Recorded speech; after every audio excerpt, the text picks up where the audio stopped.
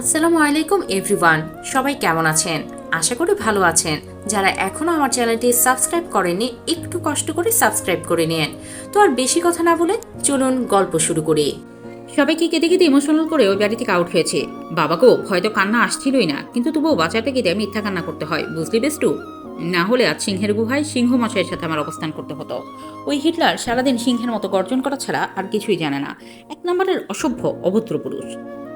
আপু, তোমাকে এখন সিংহ মশাইয়ের সাথে পার্মানেন্টলি থাকতে হবে। পেছন থেকে রিমঝিমের ছোট ভাই মাহিম বলে উঠল, এই ছোট বাদর, তোকে কে বলেছে? আমি তো ওই বাড়িতে আর যাবই না। ভুলে গেলে আজকে রিসেপশন পার্টি আছে, মামা তোমাকে নিতে এসেছে, বাহিরে এসে দেখো। এটা বলে আবার দৌড়ে রুম থেকে বেরিয়ে যায় মাহিম। রিমঝিম এবার সত্যিই চিন্তিত হয়। একবার যদি মনে একটু শান্তি অনুভব করি, তো 10বারই ওই হিটলারের জন্য মনে অশান্তি ঢুকে যায়।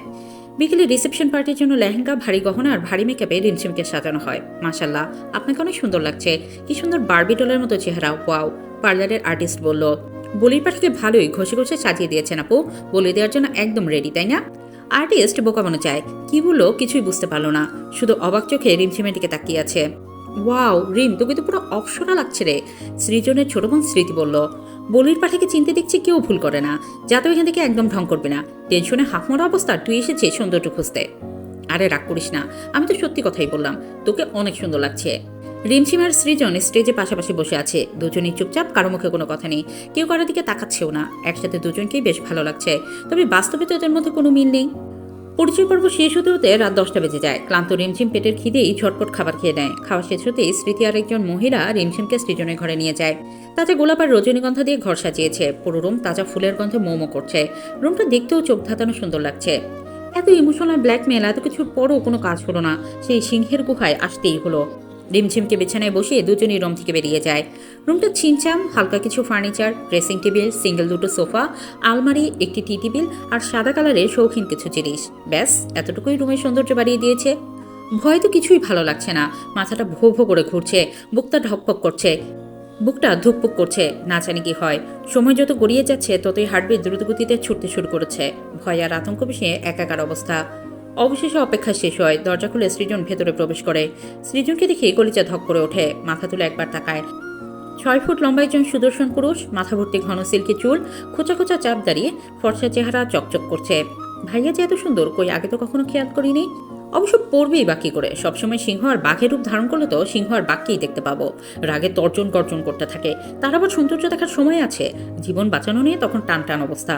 সৃজন ধীর পায়ে রিমঝিমের দিকে এগিয়ে আসছে, আর এইদিকে রিমঝিমের ভয়ে হার্ট অ্যাটাক আসার মতো অবস্থা। এই, তুই এত কাঁপাকাঁপি করছিস কেন?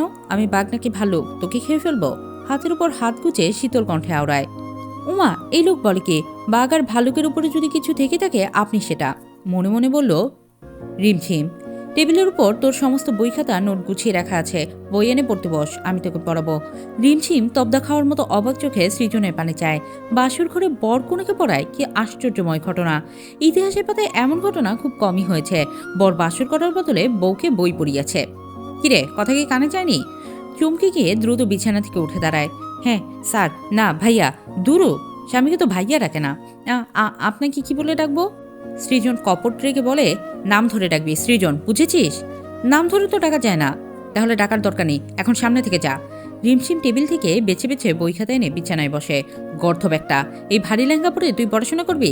আলমারিতে কাপড় গুছিয়ে রাখা আছে, চেঞ্জ করে আয়। কোথাকার বলটারে আল্লাহ তাআলা ভুল করে এখানে ডেলিভারি করছে বুঝতে পারছি না। এবার রিমঝিমের বাজার চাঙ্গে উঠে যায়। মনটাই কইতাছে আপনার চুলটোটা সিরা টাকলা বানাই দিই, অসহ্যকর পুরুষ একটা। বরং আমার মনে হয় আপনার মতো তার ছিঁড়া পাগলটারে ভুল করে এখানে পাঠাইছে। মনে মনে সাবান পাড়ে ছাড়াই 14 গোষ্ঠীকে ধুয়ে দেয়। বিড়বিড় করতে করতে আলমারি থেকে কাপড় নিয়ে ওয়াশরুমে চলে যায়। ব্ল্যাক কালার থ্রি পিস পরে বাইরে বেরিয়ে আসে। সৃজনের দিকে তাকাতেই দেখে ড্রেস চেঞ্জ করে ফেলেছে। Black T shirt, black pant, দেখতে সুন্দরই লাগছে। চুপচাপ আবার বিছানায় বসে পড়ে।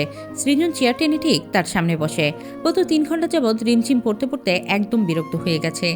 এ কেমন বাসর? বাসর নামে পড়াশোনা অত্যাচারখানা। ছে, এটা বাসর নামের কলঙ্ক। ডক্টর সৃজন তালুকদার আর পড়াশোনা দুটোকেই জীবন থেকে বিদায় করতে চেয়েছি, আর এই দুটোই আমার জীবনে সুপারগ্লুয়ের মতো আটকে গেছে। এদের থেকে ছাড়া পাওয়া একেবারে ইম্পসিবল। শালার জীবন জিন্দিগি সব ফাতা ফাতা হয়ে গেল। তোর মনোযোগ কোথায়? তোকে বোঝাচ্ছি একভাবে, বুঝছিস আরেকভাবে। পুরো মাথা কি শুধু গোবর দিয়ে ভর্তি হয়ে আছে? রিমঝিম আর নিতে পারছে না। এবার তো ঘুমে চোখ দুটো খুলে রাখা কষ্টদায়ক হয়েছে। রিমঝিমের দিকে একবার পরক করে নরম সুরে বলে, আচ্ছা ঠিক আছে, যা ঘুমিয়ে পড়। চুমকি কি বলে, বাহ, আপনি কবে থেকে এত ভালো মানুষ হয়ে গেলেন? কত সহজেই আমার কষ্টটা বুঝলেন। সৃজন গম্ভীর মুখে শীতল চাহানিতে তাকালে বুঝতে পারে ভুল সময়ে মুখ খুলে ফেলেছে। আসলে মুখ ফুসকে বেরিয়ে গেছে। বিছানায় ধাম করে গা ছেড়ে দেয়। এবার শান্তি লাগছে। আর শোন, বিছানার একদম সাইডে শুবি, মাঝখানে কোলবালিশ দিবি, আর একদম আমার কাছে আসবি না। না হলে জানিসই এর শাস্তিস্বরূপ কি করতে পারি।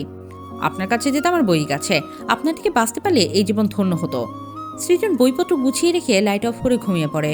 রিমঝিম উল্টো দিকে ফিরে ঘুমিয়েছে। সৃজন সেই দিকে কিছুক্ষণ তাকিয়ে ঘুমানোর চেষ্টা করে। ঘুমের ঘরেই মনে হচ্ছে কেউ শক্ত করে জড়িয়ে ধরেছে। শ্বাস নিতেও কষ্ট হচ্ছে। ঘুম ঘুম চোখে কোনো রকম তাকাতেই ঘুম উড়ে যায়। রিমঝিম সৃজনের বুকের উপর বাহুবন্ধনে আবদ্ধ, হয়তো কোলবালিশ মনে করে জড়িয়ে ধরে আছে। বুকের ভেতর ধূপপুকুনি হতে শুরু করেছে। যদি দেখে আমি তার বুকের উপরে, তাহলে হয়তো এক আছাড়ে ভর্তা বানাবে। ভয়ে হাত পা পুরো শরীর থরথর করে কাঁপতে শুরু করেছে। মনে মনে আল্লাহর নাম নিচ্ছে আর সরার চেষ্টা করছে, কিন্তু হাতের বাঁধন তো খুলছেই না, খুব শক্ত। আল্লাহ, কি মুসিবতে পড়লাম! তোমার এই নিরীহ বান্দাটাকে বাঁচাও, না হলে এই সিংহ আস্তে করে শিকার করে নেবে। টানা পড়ার মাঝে সৃজনের ঘুম ভেঙে যায়। বিরক্তিতে উঠে বসে।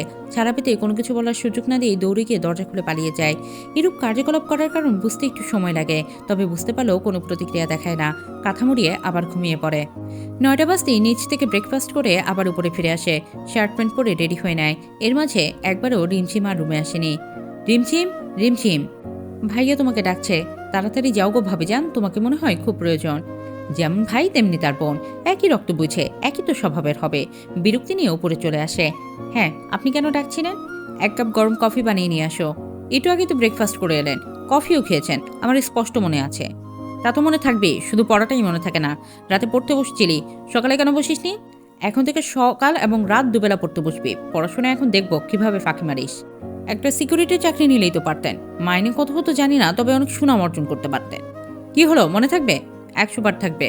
আর রোজ সকালে আমাকে 1 কাপ করে কফি দিবি। এখন যা। সৃজন গাড়ি নিয়ে চলে যেতেই শান্তির একটা শ্বাস ফেলে।